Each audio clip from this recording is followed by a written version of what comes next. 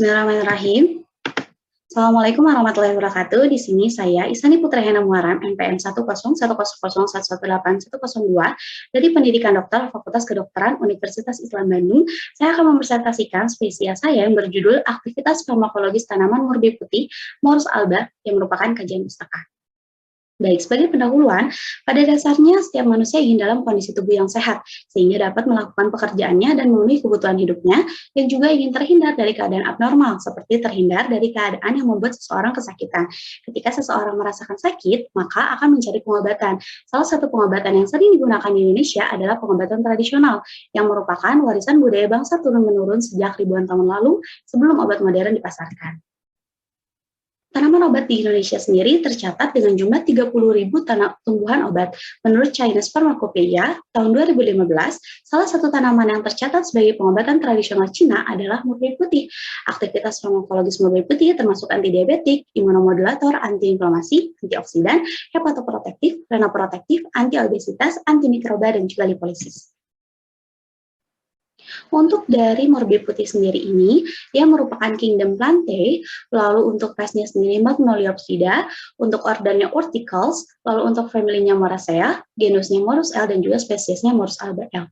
Ketinggiannya sendiri sekitar 30 meter dan lebar 1,8 meter.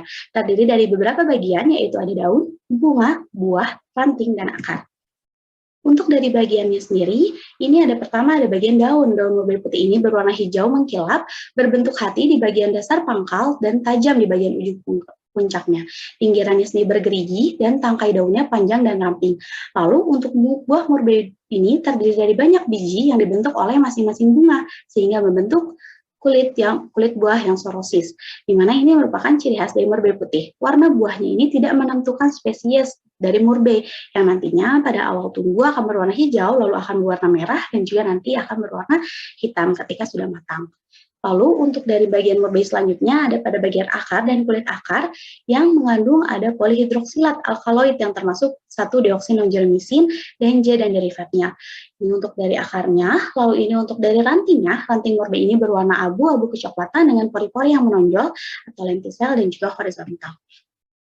Untuk dari aktivitas farmakologis dari murbe putih atau Morus alba memiliki beberapa polisakarida. Yang pertama ada MLPS yaitu Morus alba leaf polysaccharides, lalu juga ada MFPS yaitu Morus alba fruit polysaccharides, lalu juga ada MRPS Morus alba branch polysaccharides, lalu juga ada MCPS yaitu Morus alba root bark polysaccharides, yang mana nanti akan berperan pada aktivitas farmakologisnya. Untuk dari aktivitas farmakologisnya, yang pertama sebagai antidiabetik. Murbe putih ini memiliki 1-deoksinogermisin atau DMJ yang nantinya akan menginhibitor glukosidase sehingga akan terjadi penurunan gula darah. Lalu juga berperan pada imunomodulator yang nanti murbe putih ini kaya akan flavonoid dan juga antosianin sehingga akan menjadi imunonutrisi. Lalu juga sebagai antiinflamasi di mana akan ada penghambatan NF-kB dan juga aktivasi dari ERK1 atau 2, kuanon C, kuanon G, dan oksiresveratrol yang nanti akan melakukan penghambatan kemotaksis. Lalu juga ada sebagai antioksidan yang kaya kadar flavonoid dan juga quercetin 396 malonidrochloride yang nanti akan mencegah oxidative stress. Lalu juga sebagai antiobesitas yang akan ada aktivitas GSMP1 sehingga nanti akan menghambat proliferasi sel preadiposit. Lalu juga sebagai antimikroba yang mana untuk dari ekstrak kloroformnya dia akan melawan dari Bacillus subtilis. Lalu juga ada asam asetat yang nanti akan melawan dari Staphylococcus aureus, Bis subtilis, dan juga Escherichia coli, lalu juga ada morosin, quanon C, dan juga Sagenon B dan D, yang nanti akan melawan dari Staphylococcus aureus, Streptococcus faecalis, Bis subtilis, dan juga Mycobacterium smegmatis. Lalu untuk aktivitas farmakologi selanjutnya sebagai hepatoprotektif yang nanti akan mengaktifasi etanol dehidrogenase, mengeliminasi radikal bebas dan atau menghambat terjadinya peroksidase lipid dengan menurunkan MDA, interferon gamma, dan TNF alpha di liver, dan dengan signifikan akan meningkatkan interleukin 10 dan aktivitas SOD, CAT, dan juga GSH-PX. Lalu sebagai renoprotektif nanti akan menginhibisi interleukin 1 atau NF-kB untuk mencegah terjadinya streptozotoksin atau STZ indus diabetes nefropati. Lalu sebagai lipolisis nantinya akan mencerna lipid pada saliva, lambung, dan sistem pencernaan sehingga nanti akan menurunkan pencernaan dari lipid. Baik, sebagai simpulannya, berbagai bagian dari tanaman murbe putih ini memiliki berbagai aktivitas farmakologis. Aktivitas farmakologis murbe putih ini termasuk antidiabetik, imunomodulator, antiinflamasi, antioksidan, hepatoprotektif, renoprotektif, antiobesitas, antimikroba, dan juga lipolisis. Baik, di sini untuk daftar pustakanya sudah saya lampirkan.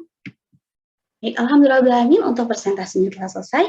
Wabillahi taufiq wal hidayah. Wassalamualaikum warahmatullahi wabarakatuh.